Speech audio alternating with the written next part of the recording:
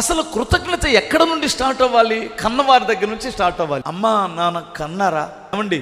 మనం కన్న తర్వాత వాళ్ళు కన్న ప్రేమతో ఒకసారి మీరు ఆలోచించండి. తల్లిదండ్రులు లేని పిల్లలను మీరు ఒకసారి చూడండి. వారి జీవితాలు ఎంత కష్టమో. వారికి చలిలో గజగజ వణుకుతుంటే వాడంతటి కూడా దుప్పటి కప్పుకోవడమే తప్ప, నువ్వు చిన్నప్పుడు దుప్పటి కప్పుకోకపోయినా నీ తల్లి నీకు చలి తలిగితే తట్టుకోలేకపోయింది. నువ్వు 1 వేసినా 2 వేసినా, ఏ రాత్రి అయినా ఏ అపరాత్రి అయినా అర్ధరాత్రి అయినా నిన్ను భరించింది. గుండెల మీద పెట్టుకుని ఆడించాడు ఆ తండ్రి. నీ కొరకే రాత్రి మొగులు ఆలోచించాడు. నిన్ను చదివించాలని, నువ్వు ఒక ప్రయోజకుడు అవ్వాలని. వాళ్ళు సుఖపడలేదు, వారు తినకుండా నీకు పెట్టుకున్నారు.